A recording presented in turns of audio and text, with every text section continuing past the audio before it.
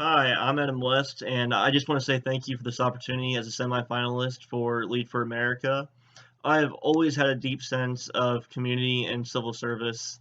I can actively remember when my school first started talking about thinking about your career. I was 5 or 6, and while of course I had no idea what I wanted to do at 5 or 6, I do remember going home that night and deciding that no matter what, I was going to do something that actively helped people. My parents raised me to be socially and politically conscious. I was part of the Boy Scouts and actively went to church, which solidified my convictions to serve as a civil servant. And towards reaching that goal, one of my first obstacles was going to college. I can remember when schools first started talking about going to college, I went home to my parents and said, I want to go away for college. I want the classic 4 year experience, college experience. My parents said they would help me as much as possible, but that it would be up to me to earn it. And so I dedicated myself to education. I took all honors and advanced honors classes in high school. I even took 5 AP courses my senior year of high school. And I earned Eagle Scout and did community service through church. And while I didn't earn the stereotypical full ride to college, I did end up getting enough scholarships and grants to cover the all of the tuition and room and board for the University of Dayton. In fact, I got enough scholarships that I even got some money back to support myself. But despite the success in high school, college did have some early hardships academically. The University of Dayton is a private school, and most of the students there come from private schools at private high schools. In fact, many have been in private school their whole life.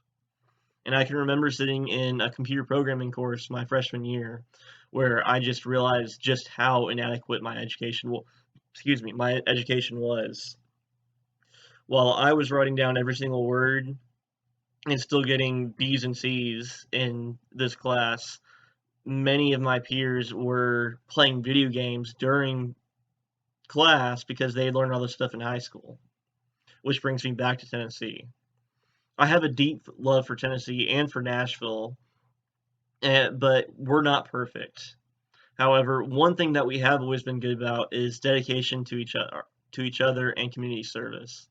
As you may or may not know, a tornado tore through Nashville in March of last year and did millions of dollars of damage. And while that was heart wrenching to see many of the places I grew up around destroyed, what was really touching to see afterwards was how many people stepped up to help with the recovery. In the end, over 35,000 volunteers helped with tornado recovery. And what was really touching about it is there were all these stories about how official contractors and repairmen were going out to sites and finding that their work had already been done by volunteers who had passed through that area. However, one area that Tennessee has never excelled at is education. Now, it depends on what ranking system you're looking at and what variables they're using, but in general, Tennessee ranks very low for education. Most rankings put us at the upper 30s to lower 40s. However, when I was a kid, we were solidly in the 40s. And along with that, our reading proficiency and math proficiency, while it also varies by which organization is putting together the list, in general, they're not acceptable. Our reading proficiency is oftentimes in the 30s to 40s. Our math proficiency is even lower, in solidly in the 20s many times. And I think a lot of this comes from a culture of leaving behind students. Tennessee schools, they look for the cream of the crop and they put them in honors and advanced honors classes, which even our honors and advanced honors classes don't compare to other classes in other states. But any other student is just left behind.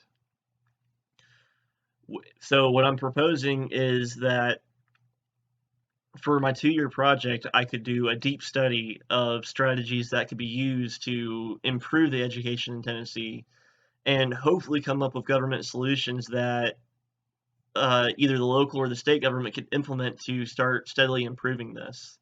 This is vital now more than ever because of COVID. Uh, Governor Bill Lee issued a statement saying that our education was an emergency during COVID because our reading proficiency and math proficiency had cut by in half. And this problem, both with COVID and before COVID, isn't unique to Tennessee. I think what would be really amazing is if this project could help other states who are also lower, particularly the South. If you look at those same ranking systems, most southern states are in the bottom 30.